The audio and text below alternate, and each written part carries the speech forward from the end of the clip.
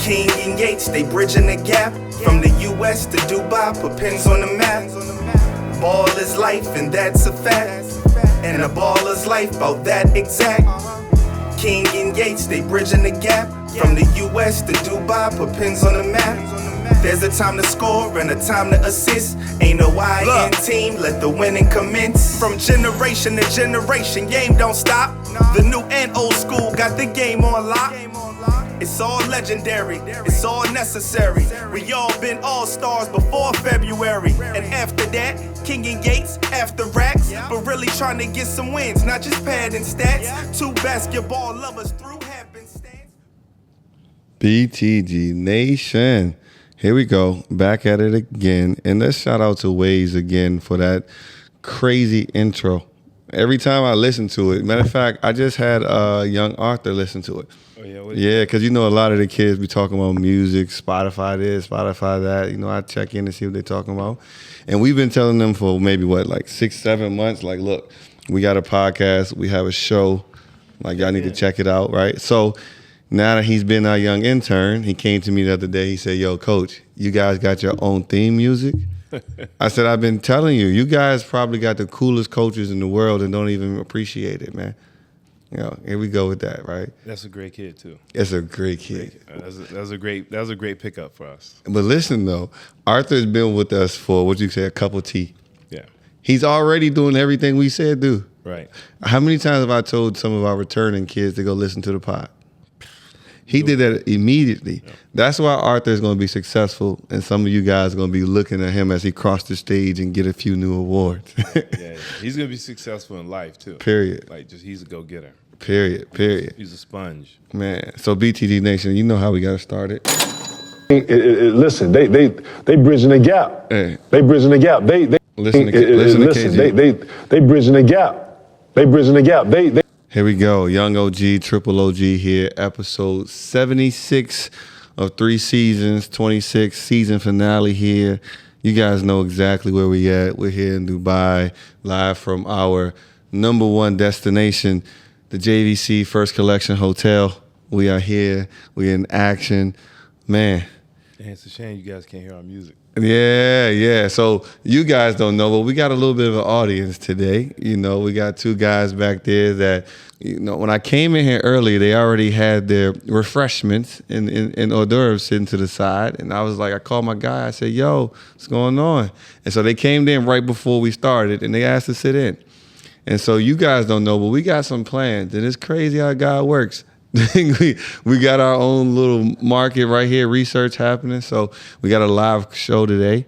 You know, we got 2 folks here. And so it'll be, yeah, listen, everything happens for a reason. So you guys won't be able to hear the first part of this, but when this drops, you'll definitely appreciate it. So you guys know how it is. You know, we're gonna start it with a little something, but I want to set the tone for today too, right? I want to set the tone for the energy we've been had, the energy we're gonna keep having.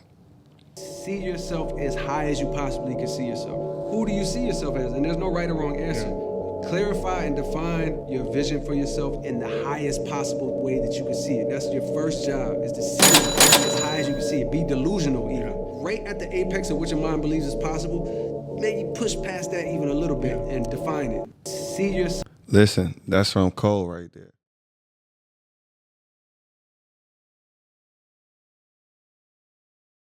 We're getting back to it. So shout out to Lee. Shout out to DJ Allah too. Lee, you got some comp now. Got some folks that's like, yo, I can give you some mixes too. So we might be starting to battle the DJs here next season for sure. But OG, I ran across something that kept popping up, you know, and it go right along with who we are, with culture. And I think I'm gonna play this for the people because it's something that I thought was interesting. You know, it's a good little sauce, but it's a play on what is the secret to success, right? We hear so many people talk about it, but, you know, it's different ways to break that down, so. Ask your P, what's the component for success? Is it the way you think, the way that you talk, how you dress? Is it the people you meet, the shit that you learn, who you impress? Is it your line of work and what or how much you invest, I guess? To succeed, you gotta overcome your fears, battle your own greed, conquer your own demons, become unsure, second guess everything you believe in, survive through the suffering to figure out the meaning, and go hard to the moment you bring the cream in. You might lose sleep, but it's gonna feel like you're dreaming. One day somebody asked,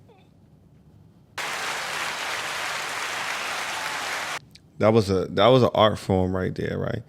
Like that, right? That's what you fell in love with, right? Yep. Like I thought when I first saw it, I thought he was just talking.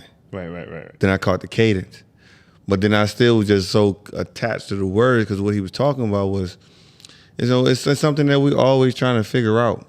And as we at the end of the podcast season, and we at the end of the season for Hoop Mountain, that's something we got to ponder on. It's like, what has success looked like this year?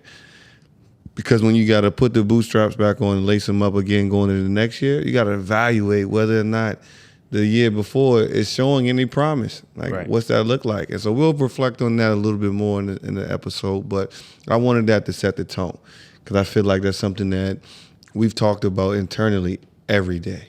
We sat in the parking lot talking about that. And so I'm not even going to do the Hoop Mountain update yet. We're going to get into that later. Let's just go right into the NBA. We talked about it last time. CP3 got waived. Yep. He didn't get waived completely. I guess they were preparing to send him to DC. and you know how we feel about the Wizards on this podcast. If you get shipped to DC older into your career, it's a wrap. Yeah. It's a wrap. And so the big part of that is that Bradley Beal, Isaiah Todd, who was the number 22 pick 2 years ago in the draft, 7-foot guy, and then Brandon Goodwin, who was a young guard as well, are all going with Brad Beal to Phoenix. Yes, that's right, Phoenix. Man, shit ain't got serious. What you looking at, what you see? I'm more interested in how I think the rest of the league is going to react to it. But what do you see? I mean, it's not a trade that makes me say the rest of the league has to react. They're going to get better in certain aspects, but they're going to be worse in other aspects. Because you can't replace Chris Paul, his leadership. Can't replace him in his playmaking. You bring in Bradley Beal. What is he going to add that you already don't have? Oh, well, shit. They could have scored if we watched. Just those two guys, though. Yeah. They had two scores, but you think about it. You put him on the floor, they're still going to have trouble because who's going to be their playmaker? Well, that's where I believe the 2 years, is it 2 years or 3 years that Chris Paul was with the Suns? Right. Maybe 3, because they went to the finals that 1 year, then they got out early this year. If we've paid attention, and this is what I'm guessing that the organization is betting on, but if we paid attention from last season to this season, most of the time, Devin Booker was the one initiating the offense. One, because Chris Paul was out a lot. But as you started to see him grow, he started to look like a guy who could get you 25 and 10 and 10 assists on the things. Now, we know what his nature is. But that type of evolution of his game will make him a bona fide stud and a different type of player. And when you bring in Bradley Beal, because we talked about how Bradley Beal was a benefit of playing with John Wall his first 4 or 5 years because he couldn't create for himself. So if he has to go into the spot where he has to play with less dribbles and catch and shoot, I think he could do it. Yeah, in theory, everybody's supposed to be able to get a little bit better and alter their games to be successful. But Devin Booker at his best is getting buckets. Yes. And the one thing he's gotten better at over the years, I think, is his defense. And I think that's enough. You don't I personally wouldn't want him having to be a playmaker. I just wouldn't. Because I don't want to take away from what he does while he's still young. Bradley Beal, we know he don't play defense. We know that. I'm just saying. And you got Frank Vogel as a coach now, who is a defensive guy. Yeah, defensive guy. So I mean, my thing is, on paper, it looks and sounds good, but I don't think it's much of a change because they're in the West. If they were on the East, it'd be a little different. But I don't see the league having to overreact with them. And they're bringing the big fella in from Washington. You know what that's for? That's a backup for Aiden because they're going to probably get him out of there. Yeah, well, It looks like Aiden is staying. That's why you send CP3 out and then you get rid of Monty Williams, right? Because they talked about some stuff came out saying that Monty Williams had an issue with Jay Crowder and Aiden. Like they weren't responding to his style of coaching. And he might be an old school guy who's like, look, man, I'm sick of it. You ain't giving me what I want. Like I'm not going here. But I think what dictates how the league reacts or their success is how they fill out their roster. Because the only people they have on contract are DeAndre Ayton, KD, Book, it'll be Bill, and Cameron Payne. Those are the five, and then they'll bring in 2 with the trade. And so they'll have 7 players. And so they'll still have to round it out. And you have a lot of free agents out there right now, like guys that will be looking to go and fight for a championship. You know, Dante DiVincenzo, he just opted out. Kuzma opted out. Draymond opted out. We got guys like Pat Bev and certain players all over the place. They saying Julius Randle might be on the market. A bunch of different players that are going to be open. So if they can, round it out and see what happens. I'm glad you're optimistic. I don't know, but this is where we need to research it next year. I'm hearing a lot about the new CBA agreement, right? You might have heard some rumblings about how in some places it's effed over the mid-market guys, and it's made it even harder for super teams to come together. I haven't done any hard research on it, but they're saying CJ and Grant Williams killed the players in that. Mm. Yeah. And so I think that affects how they round out the roster too, because you talk about the luxury tax that Golden State had no problem going over the last few years that they were going for that dynasty. Right. And now you make that adjustment to where you got to watch how you spend. And so they're saying that the Wizards are going to take on all the bad contracts they can, because if you take on the bad contracts, they got to give you draft picks. Right. And so we'll see how that goes. The Wizards are. I just saw something I think it was yesterday, where the Wizards were labeled as the worst run organization in the league. In the world, Craig. In the world, Craig. People who never been don't know, but DC is, can I say, a top 5 location? If you're a player, it could be a top 5 destination for sure. Like you think it's LA, it's Miami, it's New York, DC.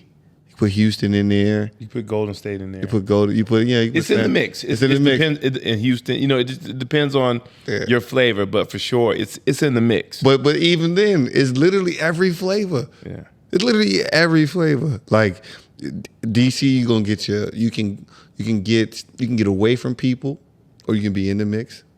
You got a million different cultures around there. It's a hub for all your networking dreams. Like, it's everything. Like, there's no reason the Wizards should be this bad. Like, people, and DC is quote unquote small market, right?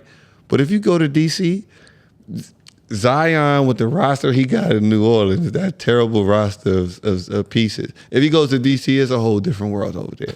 Like, it's a whole different world. Like, I just don't get it. That's why you get called the worst ran organization, because it's DC. Yeah. Yeah. Like man, that shit terrible, man. And so Draymond opting out, I think that's interesting. That's big. And Mike Dunleavy is now the GM. He's taking over because what's his name? I forgot his name. Oh my God, I can't. What's wrong with us, man? We're exhausted, physically, mentally, and emotionally. What's my guy's name? I can't think of his name. Yeah, but we'll get it. But he's out of there. Bob Myers. Yeah. Bob Myers is out, so Mike Dunleavy is in as a new GM. And then Draymond opts out. That is something that could shift the league. Draymond was making what, 22? 27. It'll be 27. That's the player option he had, was to make 27. What do we see? What do we see as the best fit? I'm saying LA. Yeah, you're always gonna say LA. Yeah, I'm gonna say LA. But for sure for him, with what we got now. Man, he's a good fit anywhere, because he does all the dirty stuff. He's a facilitator, motivator. He can play anywhere, basically. And he gonna change the org organization. Right. Like people have talked about that. Like let's say he goes to Phoenix. How does that change DeAndre Ayton, right? To have a motor like that with him, and not just a motor with somebody in his ear, but on a defensive end, he's doing the same type of work he's going to be asking you for. Well, let's not go that far because Ayton might be a special case. I'm serious. I know you said Monty might be an old school coach, and him and Ayton and Crowder may not have responded to him, but it seems like nobody's been able to get Ayton motivated. This is since college. Go ahead and say how you really feel. I'm not- You sugarcoat it. No. Just go ahead. Listen, man. Miles Turner they should trade him for Miles Turner. What? Yesterday. Yesterday. Just because this cat, he looks, his body language, facial expression looks like he doesn't want to be in the NBA. His facial expression, he just a little funny looking. That's it, man. Come on, man. And Coach Rowland, I don't mean no disrespect. I'm just saying, Uncle Bro know too. it looks like he just doesn't want to play, man. He got his money. He good. You know, and Crowder, I don't know what happened with that because Crowder normally goes to most places and plays hard, but you can't go all those places Crowder's been, and and have the roles that he's had and be sensitive. Yeah, come on, man. Come on. Monty Williams is probably one of the most soft-spoken coaches in the league. And he let you play. Like, you were getting big minutes. It wasn't like you wasn't there. But if he went and told you, look, we're going to rock with Cam Johnson and we're going to rock with Mikal Bridges because they're younger and they got more upside, you just got to deal with it because it's a fact. Yeah. It ain't nothing made up. So Draymond to Dallas, if Kyrie stays, that'd be good. That changes them, right? Draymond in the East Coast, I don't see it. I don't see it happening. But he'd be a great Miami guy. Yo, and I'm hearing that Portland may be throwing the house at Miami to get Bam. Yeah. And we'll get to Dame next, but this is the one thing that I think is funny. Reports are saying that Karl Anthony Towns Jr. and his girlfriend are urgently looking for apartments in Manhattan, New York. And they're saying, he's a Jersey kid, Dominican roots, and they're saying that he may be the piece that they need because I saw some people talk about the fact that Dame to New York is not as glamorizing because with Jalen Brunson is so good. He's so good that getting another guard you don't really think you need. Now, I think Jalen Brunson had a great season. But to say that he's so good that you don't need to look at Dame, that shit is blasphemy, kid. Like, these reporters are going crazy. Jalen Brunson. Whoever reported that, they didn't say that was. They didn't say that without smiling. Listen, King, I'm telling you. I saw because it was a podcast, and there was one of those ESPN guys. He said it with a straight face, and sure about it. You know how they look at the camera. It's like this. And I'm like, yo, like it's that thing about having 1 year, right? It's just one. I give him 2.5. Yeah, because he's balling. Yeah, but no, I don't care if he had 5. You still have to look at the fact that even if I have to pair him and Dame in the back, like I got to do something. Got to. Like if Dame is available, I gotta look at that. So they're saying it may be Brooklyn, it may be New York, Brooklyn or Miami. And so I ain't going to Brooklyn. Man, I ain't going. I can't. Yeah. It's just one of those. It might be that East Coast team that has that bad juju. I can't see him happening either. Like to be honest, for Dame, outside of Miami, I want him to stay in the West. And the reason why I want him to torch Portland every time he plays. Yeah, that'd be beautiful. But I really don't know where I would see Dame at to give him a chance to actually win with someone that can give up some pieces. Like, only Miami. Only Miami, yeah. Right? But if Miami got to give up Bam to get him, I take that back. If he can get in Boston, if they could keep Jaylen Brown, that would work. They definitely wouldn't be able to keep Jaylen Brown though. They'd have to give up Jaylen. Yeah, it ain't gonna work.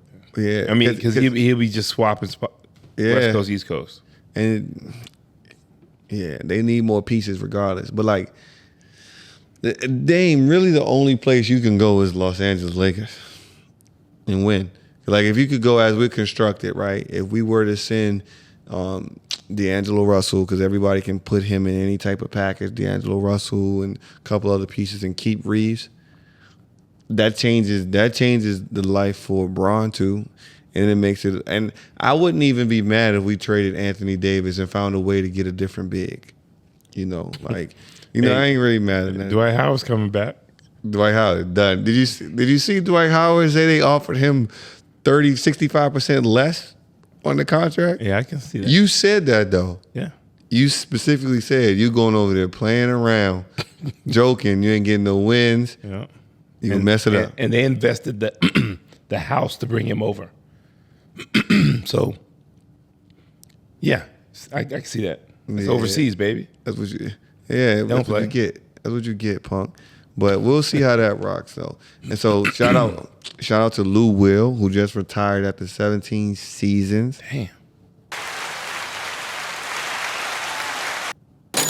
You know, Lou Will got the most points of any reserve player. 3-time Sixth Man of the Year. You know, Lou Willville, Underground King, everybody's favorite from the hood favorites, as we say. That's a great career that he. And remember, Lou Will came straight from high school and from South Gwinnett, right? Mm-hmm. I don't know much about Georgia King. Could you let the people know what it means to be a pro from South Gwinnett? Oh, I mean, no. They had good teams. Now, you gotta let us know. I don't know. That's the Atlanta area. Like, they had squads now. You gotta let me know. Come on, man. It's that AAU circuit down there. It's tough. Yeah, come on, yeah. You think you're talking about that? Look at all the guys from that area. You know, we talking about Glover. You talking about Dwight Howard? You know, the high school basketball scene is tough, man. Yeah. Come on, man. Like. Yeah, true. Crittenton may. True. Hopefully he's all right now. Yeah, Anthony Edwards and all of them from around there too. Yeah. It's big dog, but 17 years still. Yeah. And I remember watching him play at South Gwinnett against Oak Hill on TV and putting 40 up on them. Exactly. And then not understanding, and so that legendary fade to the left. when you entered the league, without going to college. And you're a guard. That means your game is heavy. 6'1". That means your game is heavy. Yeah, it's different. And he's not a body guy. Not at all. Not at all. He from that same type of cloth as Jamal Crawford.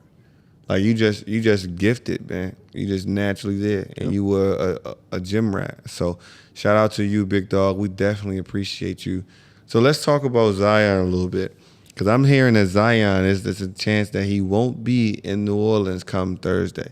They fired Teresa Weatherspoon, who was like that new age bridge. She had a really good relationship with a lot of young players, and so they fired her probably like a week after that situation with the baby mom and the lady all over the stuff. But why would they fire her? Because they say that was, I think, one of the key reasons for keeping her was because of her relationship with Zion. And so that might be one of the indicators and she stayed there after being offered jobs from other places too. And so that may be one of the keys that Zion is on his way out, they're saying. Okay. And we know Zion didn't want to be in New Orleans from the get-go, right? Yeah, from the jump. So where does this country bumpkin go, man? Like what teams do you say, look, if he's right here, right now, you got an offer to get? Immediately, when I'm thinking of East Coast teams, I'm thinking of Boston. Yeah, because they need a score in the interior. Yeah, he would fit good, and they get up and down a lot too. So and they spread the floor. You know what I'm saying? So that'll give him a lot of floor. Are you saying Boston with Jaylen Brown, or does Jaylen Brown either or? Yeah, either or. Without Jaylen Brown, that gives him more space because whoever they have taking his spot is just going to be standing in the corner, but Jaylen he's a shooter, but he's a slasher. You know what I'm saying? Better with the ball. So that'll free up, more space for him. But on the East Coast, who else? I mean, he's gonna do work on any team, but you're talking about New York, For sure, he'll But do work. I there. see somebody say, but can he handle the New York market? If he couldn't handle the women in New Orleans, what's gonna happen if he gets to New York, King? I mean, Worldwide West and them gonna have to. But growing pains. You got to learn. yeah. Maybe he's learning. You know what I'm saying? But it looked crazy for the league. Yeah. But an old pro told me one time, he said, it didn't matter what market you in the league. Facts. So you got access to stuff that other people don't have. So Facts. so he could have been anywhere and Yeah, anywhere in the world. yeah. And it's gonna happen. Yeah. It's we'll see. I'm excited to see how it goes. Everybody's talking about the draft. We haven't said much about Hold on, man. Don't gloss over this. Tell me about the strippers and all that stuff. So this is another reason why they say he's gonna get traded. So the one that we talked about last week that was upset that she wasn't a baby mom, she been on Twitter going crazy. And the last tweet that I saw, it's like 30 of them, but the last one that I saw was that she said she was gonna release sex tapes of her and Zion if the Pelicans didn't trade him by Thursday. Hold on, Slim. Hold on. All right, she's had like 30 tweets At least. about him, At least. and she's putting public pressure on the Pelicans. And him. She black. It's like blackmail, yo. It's going crazy, man. But it's so tainting. Like your reputation just look crazy. How she get the how she record the? Listen, she said I'm all good with consent. I can't say that I didn't give him consent to record and all that. Listen, she talking a lot. It's crazy. It's crazy. I'm not gonna read the tweets. She got him. She thought she did, but she talking herself out of everything she could have got. Because then she showed messages of him texting her and be like, yo, why are you doing this on social media? He's like, look, just take everything down and I'll send you something. And she posted that. So I don't know. She like this a woman scorned, man. Like she ain't gonna react the way you think she gonna react. It's gonna go different. And this cat, somebody need to tell this cat don't even respond to her. Hey, look, she done killed it now. And so it's if he gets traded on Thursday, which the pod has been recorded on Tuesday, it'll be out probably Friday. If he gets traded anytime before the season starts, it's just gonna sound funny. It's gonna sound funny. And so the Pelicans, CJ went into a wild situation and leaving Portland. At least all you had to worry about was basketball. But where does it go now, right? Yeah, he said, don't hold up, don't gloss over the strip. Hold on, man. What? Yeah, that's your fault, man. The OGs don't be there to help nobody, man. Nah, y'all don't keep on teams anymore. Name one OG on the Pelicans team. Yeah. And this is no disrespect to Teresa. Yeah, but a player is different. And a man. You gotta. He's a young guy in New Orleans. It's a small market, but New Orleans is New Orleans now, and he's got access to tons of money. So he was flying them in and all that stuff. You need a man. I'm sorry. You need a father figure. I'm sorry. And they just showed a clip. I just saw a clip where Jeff Green was breaking down some stuff in the middle of the game to Aaron Gordon. And Jeff Green, 15 years in the league. And they was like, this is why you need a true vet. A true one. Yeah. A true one, right? And UD, like quiet as cat, people had jokes about Udonis Haslem all year. But the Heat got to the finals. And all of them will tell you Udonis Haslem was a huge part of that. Man. Keeping that locker room together with the ups and downs that they had all season. Man. Like, come on.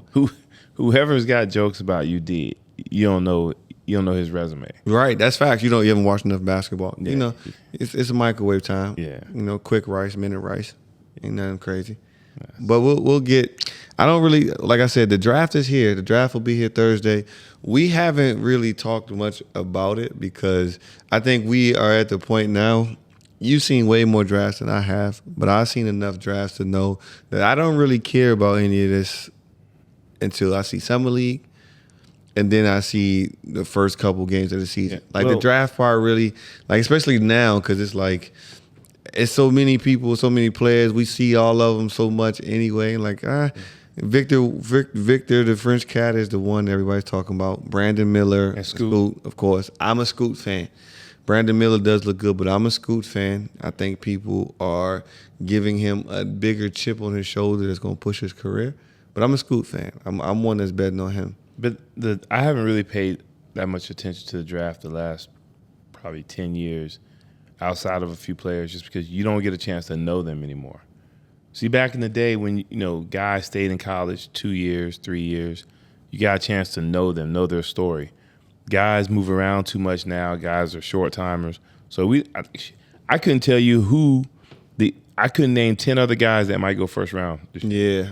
I mean, and you don't really pay much attention to it either because it's a revolving door, right? And like really, maybe one or two of those guys gonna get some significant playing time.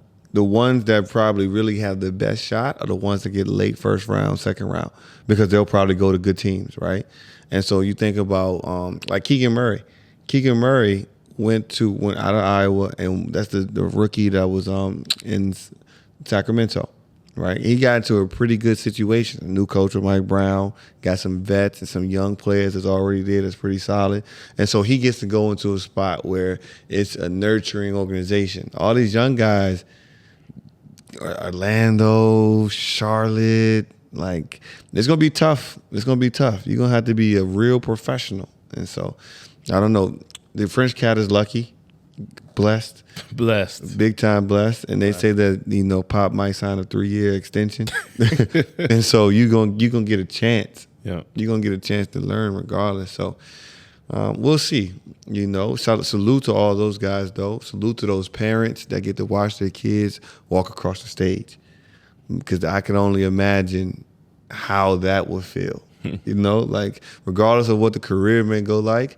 Getting that moment and getting that first check. You may not get the second and third, but getting that first one. Hey, listen, in today's market, that first check is life-changing. It ain't like it used to be. Man, not at all. And so big congrats to them. But we'll get into basketball later. But the season's over. All season's gonna be rich. It's gonna be crazy. We're gonna come back for next season with a lot to talk about, I'm sure. Yeah. But we got to do some reflection going into the end of the season, end of the year. It's the end of the fiscal year, as we'll say, right? For business, for us. It's the end of the podcast season, the third one at that. And we always... But later in the summer, even though I'm going to be in the States, if something else comes up with Zion and the strippers, we're gonna get on the phone. We gotta get on the phone. We're gonna get on the phone. I need to hear more about that. It's gonna be a few more things that pop up. You might get a hot episode randomly in the middle of the summer. We'll do a little check-in joint. But man, OG, let's start with Hoop Mountain. Yeah. Like, because this is our project, our child that we're raising out here. Is growing, the community is growing. Like, what's your reflections on the year and just ups and downs, everything? Every year, you always want to say the number one thing that you reflect on and you're proud of is that everybody that came into the program got better during the course of the year. And this year was a turning point for us in that we did a lot of stuff to build the community. And I know for sure 95% of our kids all got better. And the reason I know that is because within those communities that we were building, those community activities, every family said something positive about their kids' play. Not only just their play, but how they interact with other people. How they started to show respect for adults and authority, how they communicate with each other on the court, off the court, just how they conduct themselves in other aspects of their daily lives. And that's probably the most important thing for me in terms of reflection, man. We've grown so much, not just in revenue and numbers, but just in terms of what we're trying to do here in the UAE. Yeah, it was everything is such a like every time we get to a new rung of the ladder and there's something new for us to do, it's like nerve-wracking, because we started the year knowing that we had to get like testimonials, right? Like we were at that point to where it was time to get people in front of the camera to voice their opinions about things. It was time to offer some new things. It was time to do some new stuff, some new things that I had said I wanted to do 2 years ago. It was time to implement those plans. And when it's just you and me, and whether it's successful or not, it really hits us it's tough sometimes because you never know how people gonna react. Yeah. Like, and we can't be like, yo, I'm doing so much for you, you gotta support. Yeah. Like some of the people don't care about that. Yeah, You know, well, it's business, right? Yeah. This particular profession, much like being a teacher, a firefighter, or a police officer, you don't get the recognition you deserve Right. until something major happens. Yeah. A kid goes to school in the States on scholarship. A kid wins MVP of a league. You save somebody's life as a firefighter. As a police officer, you go apprehend some missing fugitives. Teacher, you got a kid who's got accepted into an Ivy League school or something like that. That's when you get all your praise. But that's a small percentage of what you do daily in your career to help people. And so sometimes we don't get what we deserve, but I try not to take it personally anymore because I've learned that you don't know what you don't know. Yeah, yeah, and that's I'm at that space where I still take some things personally. Like I have moments where I get pissed off because I'm like, yo, I don't see my wife, I don't see my child now. Like I got to balance a bunch of things. There's things that I want to do. There's things that I'm going to do. There's a lot that we've sacrificed for these guys and girls here, and even for the families that sometimes it gets taken for granted. And it's a process too. For anybody that's just starting on something, I don't think it's bad that you take it personally at first because that means you care. Yeah, you just got to make sure that you have those moments behind closed doors so you can experience that frustration for some time and then let it bounce away and come back to be like, I can't take it personally. Because one thing that has happened is every time that I wanted to take something personally, because there's always that funny thing, you could do a million things right, but the one time something goes wrong, it's like you forget about all the good that you've done because you feel like that just takes everything over, right? Yep. Like whenever I've had those moments where I've been frustrated, literally the next day or even maybe the next hour, a parent reaches out. Somebody says something to us. Somebody's like does something. It's like, yo, you guys are doing an amazing job. And I'm like, see, that's what we need. Sometimes we need that reminder, right? Yep. And so, that's something because we did the barbecue. But we did the first one on us. Yep. Right. That was a gamble. We had a film crew. We paid for the cooks. We did for all that. It took some change, and it turned out great because from there we had 2 more, right? That was sponsored by parents. And so it's done exactly what we were hoping it would do. And so now we got just what we need to start something annually. And then I did the apparel. Was scared shitless, King. Because I was gambling. Because I know where we're starting with is not where I wanted to finish. But sometimes it doesn't get to that part of the journey. Sometimes you get stuck right at the beginning. And so big shout out to Adnan and the Emirates apparel team for working with me at the stage that we're in right now. Because I'll tell you, they gave me $6,000 worth of merch off the strength without me putting anything down, right? I would say that's the credit to the relationship I built with them doing smaller projects. Probably did like 8 or 9 smaller projects with them where everything was on time, everything was easy, and I was easy to go. So when I came back for the big ask, they was like, look, go ahead.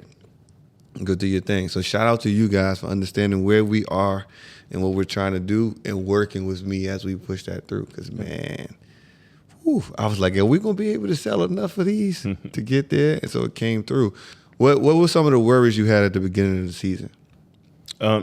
Just being here in Dubai, it's the same thing. The same thing that other academies deal with as well. Just getting an influx of new players and retaining the ones that we have, because there's so many factors that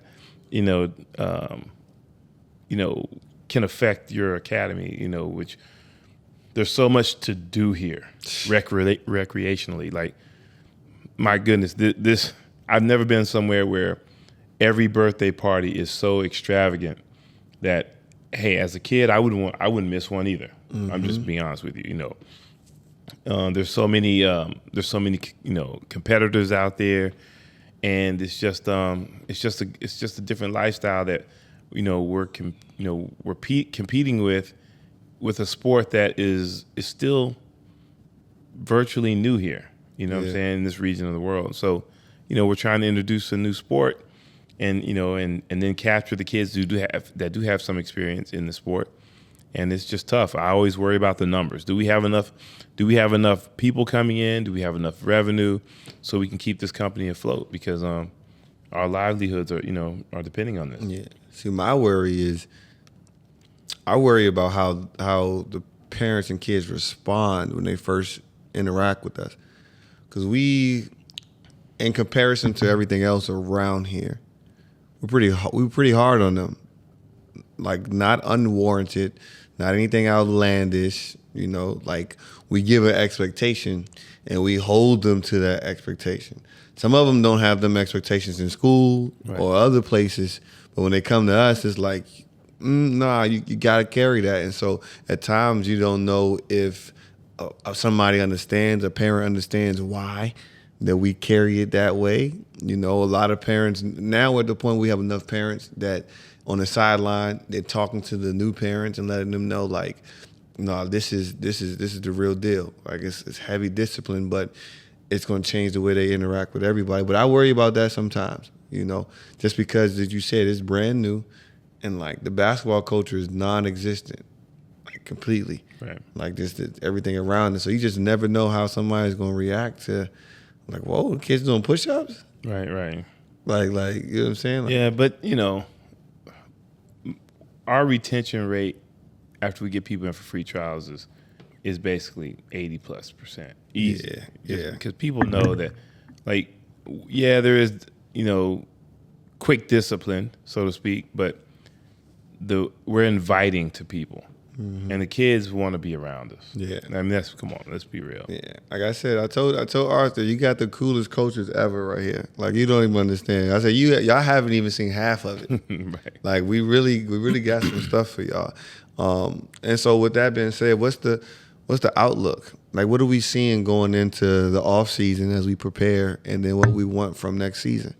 In the off season, you're going to do the summer session. Yeah. And that's going to be, one, that's going to keep us relevant. Two, it gives us a chance to have, opportunities to get new players to come in and try us out, and to keep our current players that are staying in Dubai a chance to really, grow their game a little bit, because it'll be much smaller groups.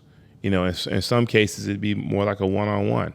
And going into September, I think we're going to have a lot of momentum to have a really good start. And there's a lot of things that they haven't seen yet that we're going to do. Yeah. And things that we typically do on a regular basis back home, but here it's going to be eye-popping that, wow, they're actually doing that, because it's going to take a Herculean effort from us, because it's a lot of time and energy. Yeah. So for me, I think we've set a precedent with our social media. Like, I know we've set a precedent with our social media. When we first started, I had a real specific plan. And you were all for it. You already knew I was in. But even with our investment team and our partners at the beginning, they weren't sure. They thought it should go in a different direction. We had a marketing program, a company that was pretty big that was trying to help us one way. But I was like, nah. And right now, we're starting to see the clear difference between us and everybody else with what the content is that we deliver. Because we can't have any business of any sort without having something to where it's a digital footprint. So people can be like, yo, these guys, they know what they're talking about. But then on the other side, it's like, oh, these guys are cool. And so we've put a benchmark on ourselves to where next year it has to be even better. Right. And so for me, that's one of those things that I'm looking forward to. And it's a constant wheel turning, trying to figure out, all right, like how, what, when, where. And the momentum we have with the vlogs and things, you guys got to make sure you stay on top of that, because that stuff is so dope. We'll have some new things coming again as well, but keeping that momentum, because I think that's huge. I think that's where we get to talk our stuff without being braggadocious. They get to see it in real time. And so it'll be some more new things coming, some more stuff where they actually get to see us play and see some difference there. Man, don't put that up. Yeah, it'll change up everything. And so the social media for me is huge outlook. That's huge on the future. And then our apparel still, some new things are coming there. But the number one thing that I'm looking for, which also works parallel with the social and the digital footprint, is sponsorships. Like it's something that we always grew up in anyway, right? Like without us even knowing, like we're sponsored by Toyota and Alexandria and this and that and this and that. And so I know how vital that is for everything we want to do. Because you said it's going to take a Herculean effort, but we ain't going to be able to sustain that. We're going to have some outside help. Yeah. And so I'm thinking, I have a feeling that our social and our digital footprint is aiding us in that on top of what we've done. And so I'm looking forward to what opens up with that, because that'll change the world right there for us, man. If we can get some sponsorships and knock that out the park, then we'll really bring you some new heat. Yeah, it's coming, man. Like I said, even we talk about our industry being new. A lot of people that are in charge of the marketing and things like that of some of these sponsorships that we want to see, they're new to their job. True. So they gotta get a chance to, get stabilized and get a chance to see us, and we'll be fine, because once they all get a chance to talk to us, get a chance to evaluate us, and realize that, what they're asking for is nothing. They just need a little help here and there, and then they'll take it from that point on. Yeah, the sponsorship's gonna come. I have had one guy that we've talked with and met with, and he said, "Look, all I got to do is get you in the room and you'll take care of it, because you sold me numerous times." And so, I'm preparing. And so I'm doing my work too. I'm putting together the pitch decks, the sponsorship packages. Like, I'm doing my work on the back end. And so I can't wait till we get it, though, because it's really going to be dope, because I'm looking forward to being able to share the wealth, because that's the part of the culture that allows your stuff to work when you sleep. People don't realize, like, when you get greedy sometimes, like, you want everything, you knock people out that would be more willing to help you when you aren't in the room. Yep. Like, those are the things that keep it going. So I'm looking forward to that. And so shout out to everybody. Listen, they bridging the gap. They bridging the gap. You guys held us down, right? And so we got to reflect on the pod too. Consistency. You gotta really put that. You don't gotta even work as hard as people think. You gotta just put that work in. You gotta do something. It can't be no days when you sleep all day. It can't be no days. You can't let nobody. If you a female, you can't let a dude stress you out. You can't have a female stressing you out. You gotta understand that you gotta invest that time into your life. And right now, it don't really matter. The future is what really matters. Consistency. Invest that time into yourself. Now, that's for the podcast reflection. That is where, that's really the same thing we did with Who Mountain too, right? But the podcast was a bigger outlier, because we ain't know what the hell we doing. We ain't know what we was doing. We was just like, we're gonna figure it out. Google some things, put it up, don't know where it's gonna go. And we're finishing 3 seasons, 76 total episodes. That's audio and video. And, here we are, 1,200 Instagram followers later, 600 TikTok followers, and 300 subscribers. But kind of explain the numbers. You know what I'm saying? Yeah. Because some people was here the 1,200 and then compare it to someone else that has 5,000. Yeah. Not realizing that some of that stuff is not real. Yeah. So one of the things is why I played that Larry June clip, right? And he talks about consistency and investing in yourself. And he also says you don't need to work as hard as you may think in comparison to what some people do. And so when you look at our Instagram and you look at our views on our YouTube, and you see those numbers, right? Because I get really proud of them numbers. we got 200 plus subscribers, and we're averaging about 100 views, right? So that's like almost 50% of the people that's subscribing, they're actually watching the videos. And then on Instagram, we got 1,100 followers, and I haven't bought a follower. We don't pay. I don't pay for ads. Maybe I put ad money in. It might be maximum $40 a month. $40 a month for us in the way that we grow, and for us to have all those numbers organically with a new social media that has all algorithms that push certain type of content where you gotta do some things that's trendy, or you gotta put some money behind some things. And for us, since we've gone, I think over the 3 seasons, I probably spent 70,000 dirhams because of equipment, because all of this stuff that you see, this is us that we put together. Studio time, because we had a studio for a while that we were using, and that was all of our money with nothing in return, and we weren't sure how it was going to go. But the real numbers we get, the people that follow us on Instagram are real people. Like, we do see people in Dubai that recognize us from the podcast. Like, people that say, oh yeah, I know you guys from that.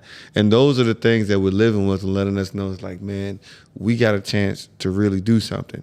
Because it's only year 3, right? It's only 76 episodes. Like, what's going to happen after people start getting wind of that? Because we just had to be consistent. Because we started off on some, you know what I'm saying? We had, what's that rat Martin was fighting with in the hotel? That's what I was talking into at the first type of thing. And so now, OG, how did you feel when we even first started this thing? I'm about the meat and potatoes of the business, the foundation of it. And so this was another branch on the tree that I was like, oh man, here we go. This is extra time, energy, and money that we don't have. Mm-hmm. And so I said, if we're gonna do it, we're not gonna do it half-ass. Right. I said that. Right. You know what I'm saying? We got to put our own money into certain things, but there was a timeline.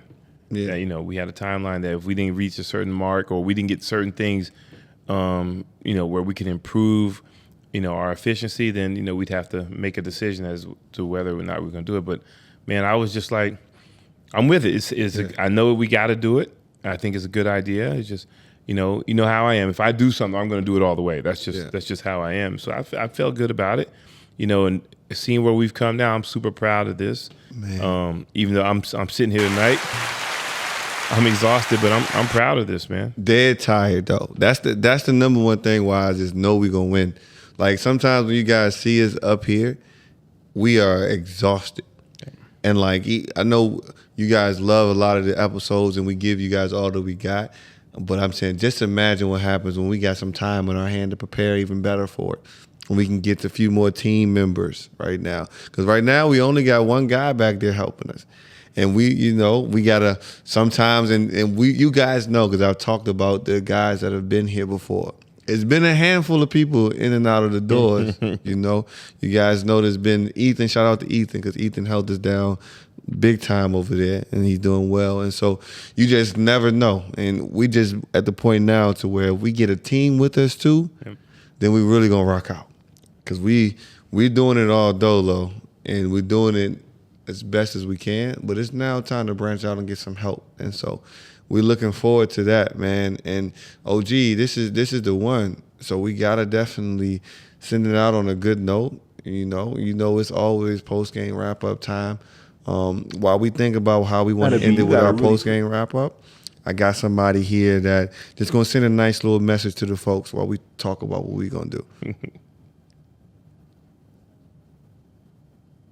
There is no one like you. There has never been anyone like you. There shall never be anyone like you. Therefore, know yourself. Be yourself.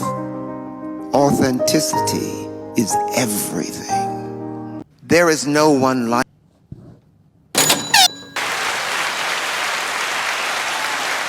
Yeah, I think in this time, that's something that we just got to reiterate.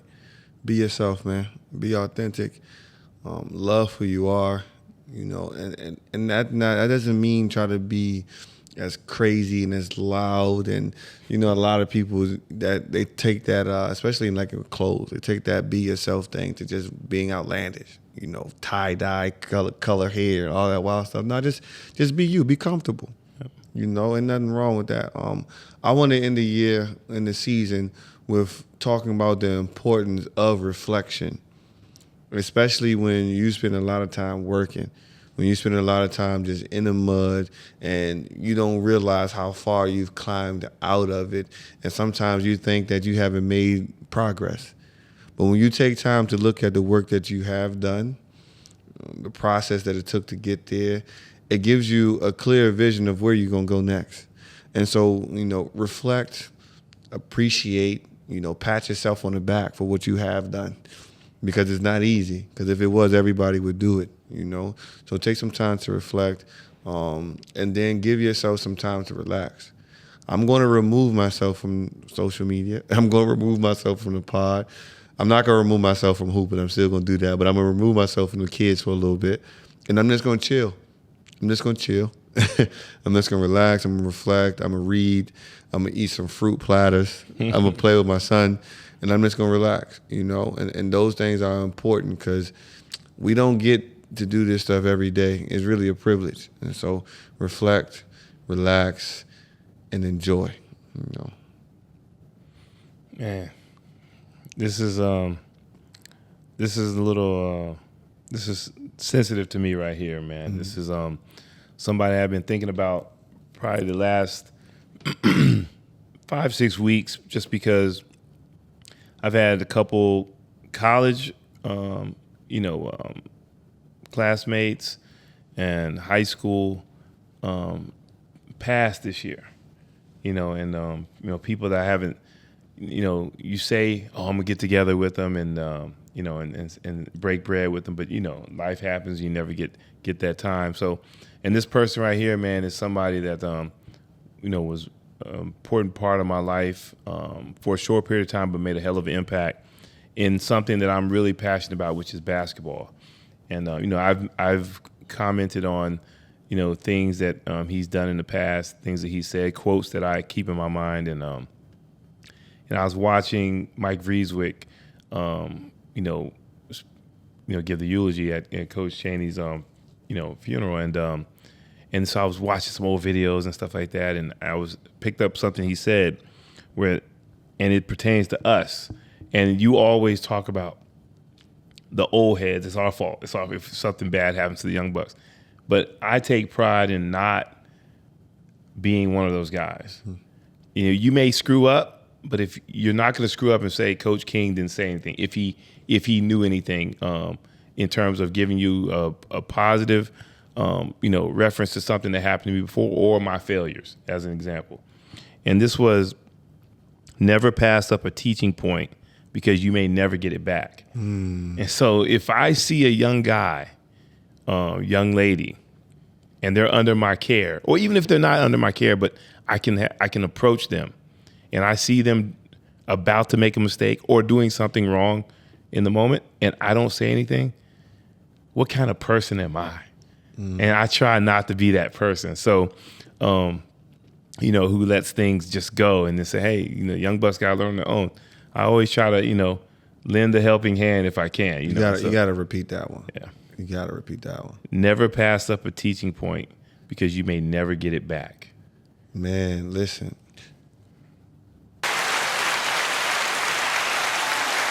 That's big, because we get that moment to where you don't want to sound like you're preaching. Right. Especially for me, because I'm not early 30s, right? And so at some space, some people that's 24, 25, 26, they looking up, listening to me about some things. So, but I never want to feel like I'm preaching.